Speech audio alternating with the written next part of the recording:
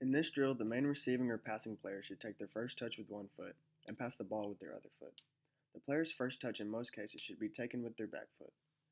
This allows the ball to come across the player's body. When you allow the ball to come across your body, you open up your body to more passing options. You are also able to turn with the ball using a minimal amount of touches. The first touch should be a directional touch that sets up your passing foot. The passes should be firm passes that don't bounce. The pass should arrive within a yard of the cone that you are passing to. To ensure accuracy of a pass, a player's plant foot should land inches beside the ball. The toe of the plant foot should also point towards where the player is planning on passing.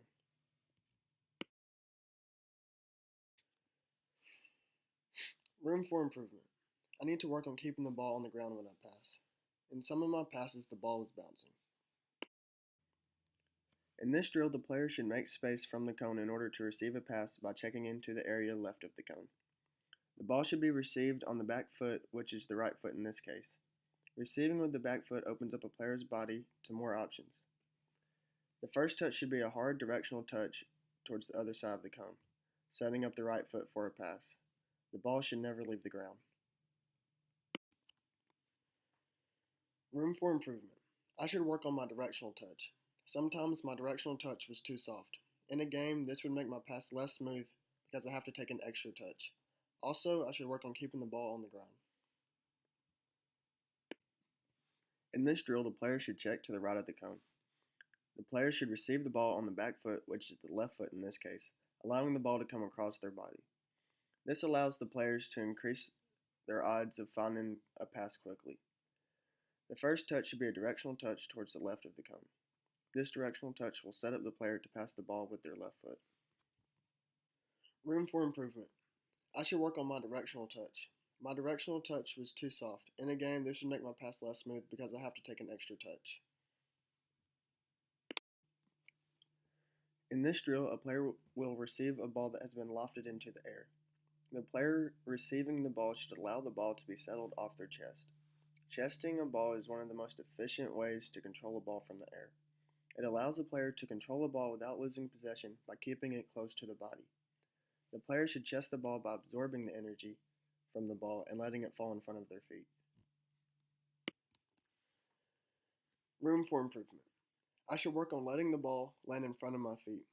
In a game, if the ball falls to the side, the chances of me losing possession are increased. In this drill, a player should maneuver their way through the cones with the ball as fast as possible while keeping the ball within a foot of their feet. The player should dribble around the red cone twice, using only the outside of both of their feet. The player should include all parts of both feet to obtain control as needed. When dribbling, a player should take quick, light touches. If a player takes a heavy touch and the ball gets away from them, then an opposing player has a better chance of obtaining possession of the ball. Room for improvement. I was looking down most of the time when I was dribbling. I should work on looking up when I dribble because in a game I will have teammates and defenders to be aware of. In this drill, the player should maneuver their way through the cones with the ball as fast as possible, using only the right foot to take touches. The player should dribble around the red cone twice, once with the inside of the foot and once with the outside of the foot. This drill targets the player's right foot ability specifically. Targeting drills such as this are used to help players who are less comfortable using one foot opposed from the other. Room for improvement. I should keep my head up when I dribble. I was looking down at the ground most of the time.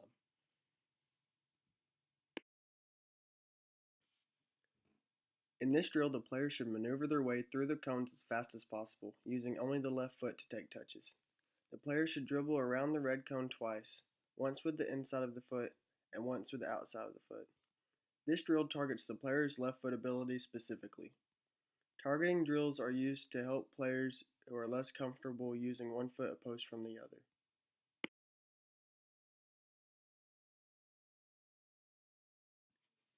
I should look up when I dribble. In a game, if I dribbled like this, I would not be able to see a defender until they were within yards. I need to work on my left outside of the foot control. I let the ball get more than a foot away from my feet when I was doing the circles around the red cones.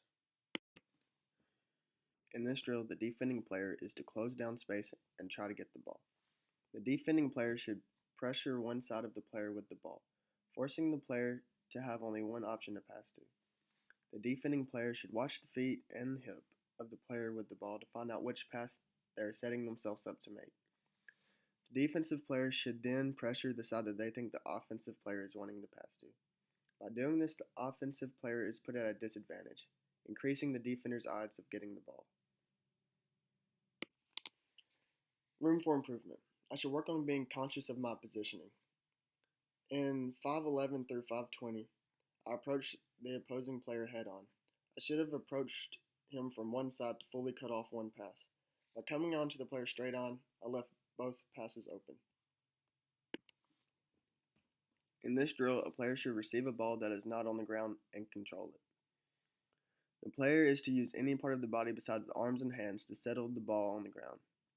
As the ball is played, the player should decide whether to attack or wait on the ball based on the distance, speed, and height of the ball. Controlling balls from the air is an essential skill. Being able to control an unplanned ball is usually the difference between gaining possession and losing the ball. The ball should fall in the direction the player wishes to play it in. When crossing a ball with your right foot, the player should let the left foot land a bit farther than they would for their normal ground pass. The player should strike the ball with the space on their cleat between the arch and the laces on their right foot. The players should also lean back when they strike the ball in order to put the ball in the air. Room for improvement. I need to work on technique.